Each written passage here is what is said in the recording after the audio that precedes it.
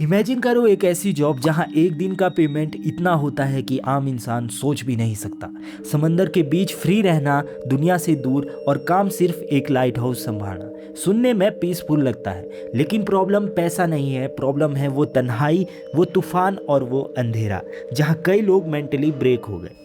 दिन भर सिर्फ हवा की चीखने वाली आवाज़, रात भर अटलांटिक ओशन की टकराती लहरों का शोर, और आसपास इंसान तो दूर, एक पेड़ तक नहीं। इनफैक्ट 1900 में स्कॉटलैंड के एक लाइट हाउस से 3 आदमी बिना किसी ट्रेस के गायब हो गए थे। ना खून, ना बॉडीज, ना स्ट्रगल के क्लियर साइन। बस एक खाली लाइट हाउस, एक छोड़ा हुआ रेनकोट, और समंदर की तरफ देखते हुए कुछ अनआंसर्ड क्वेश्चंस। और आज 120 साल बाद भी फ्लेनन आइल्स की ये मिस्ट्री अनसॉल्व्ड है। नॉर्थ अटलांटिक ओशन, स्कॉटलैंड के कोस्ट से काफ़ी दूर, समंदर के बीच कुछ छोटे पथरीले आइलैंड हैं जिन्हें फ्लेनन आइल्स के नाम से जाना जाता है। ये जगह इतनी आइसोलेटेड थी कि यहाँ खड़े होकर इंसान को लगता था जैसे दुनिया खत्म हो चुकी हो। और इसी जगह बनाया गया था फ्लेनन आइल्स लाइट हाउस।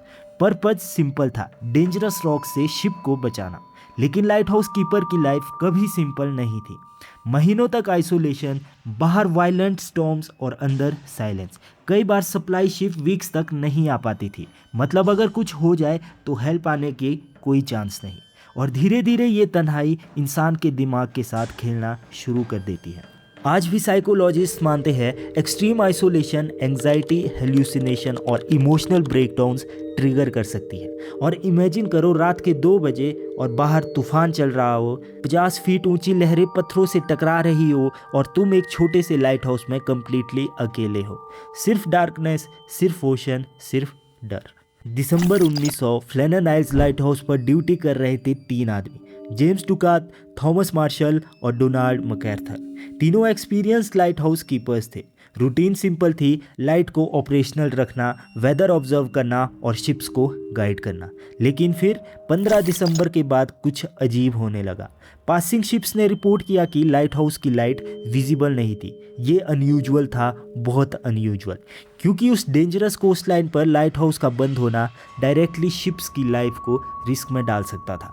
लेकिन वेदर इतना ख़राब था कि सप्लाई शिप इमीडिएटली आइलैंड तक नहीं पहुंच सकी। फाइनली 26 दिसंबर 1900 सप्लाई शिप हेस्पेरस आइलैंड पर पहुंची। क्रू एक्सपेक्ट कर रहा था कि कीपर्स उनका वेलकम करेंगे, लेकिन कोई नहीं आया। नो सिग्नल, नो मूवमेंट, सिर्फ हवा की आवाज़ और समंदर। क्रू मेंबर जोसेफ मूरे लाइट हाउस की तरफ चढ़ा, और जैसे ही उसने अंदर एंटर किया उसका स्टमक सिंक हो गया। लाइट हाउस कम्प्लीटली एम्प्टी था। टेबल पर खाना अनटच्ड पड़ा था, एक चेयर ओवरटर्न थी, क्लॉक रुक चुकी थी, और सबसे डिस्टर्बिंग डिटेल, तीनों आदमी गायब थे बिना किसी ट्रेस के। इन्वेस्टिगेशन इमीडिएटली शुरू हुई, और जो डिटेल सामने आई वो और भी अनसेटलिंग थी। लाइट हाउस के अंदर स्ट्रगल का कोई मेजर साइन नहीं था, लेकिन वेस्टर्न लैंडिंग एरिया के पास सीवियर स्टॉर्म डैमेज मिला। आयरन रेलिंग्स बेंट थी, रोप्स डिस्प्लेस थी, पत्थरों पर डैमेज था, जैसे जाइंट वेव्स ने वायलेंटली हिट किया हो। ऑफिशियल इन्वेस्टिगेशन ने कंक्लूड किया कि शायद एक मैसिव रोग वेव ने उन्हें समंदर में खींच लिया। लेकिन प्रॉब्लम यहाँ से शुरू होती है, क्योंकि लाइट हाउस प्रोटोकॉल के अकॉर्डिंग तीनों आदमी एक साथ बाहर नहीं जाते। एटलीस्ट एक आदमी लाइट हाउस के अंदर ही रहता था। तो फिर सब एक साथ बाहर क्यों गए? और अगर वेदर इतना डेंजरस था तो उन्होंने लाइट हाउस छोड़ा ही क्यों? और सबसे क्रीपी डिटेल, एक रेनकोट अंदर ही छोड़ा हुआ था।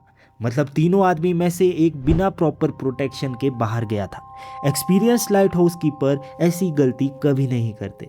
ये मिस्ट्री धीरे धीरे पूरे ब्रिटेन में स्प्रेड होने लगी। लोग थ्योरीज बनाने लगे, कुछ प्रैक्टिकल, कुछ हॉरिफाइंग। सबसे एक्सेप्टेड थ्योरी थी रोग wave theory. North Atlantic ocean unpredictable है। कभी कभी जाइंट वेव सडनली अपीयर होती है और सेकंड्स में इंसान को समुंदर में खींच लेती है। थ्योरी ये कहती थी कि शायद एक कीपर इक्विपमेंट सिक्योर करने गया, दूसरा उसकी हेल्प करने के लिए गया, और तीसरा इमरजेंसी देखकर भागा। फिर एक मैसिव वेव और सब खत्म। नो बॉडीज, नो सर्वाइवर्स, सिर्फ ओशन। लेकिन कुछ लोगों को ये एक्सप्लेनेशन इनकम्प्लीट लगती है, क्योंकि एक्सपीरियंस्ड कीपर डेंजरस वेदर में अननेसेसरी रिस्क नहीं लेते, स्पेशली एक साथ। इसलिए दूसरी थ्योरी आती है साइकोलॉजिकल आइसोलेशन। वीक्स तक आइसोलेशन, कांस्टेंट स्टॉर्म्स और एंडलेस डार्कनेस इंसान को मेंटली अनस्टेबल बना सकते हैं। क्या उनके बीच कन्फ्लिक्ट हुआ, क्या पैनिक क्रिएट हुआ, क्या किसी इम्पल्सिव मूवमेंट ने ट्रेजेडी को जन्म दिया? Nobody nose. और फिर आती है सुपर नेचुरल लेजेंड्स। फ्लैनन आइल्स को लोकल फिशरमैन पहले से ईरी जगह मानते थे।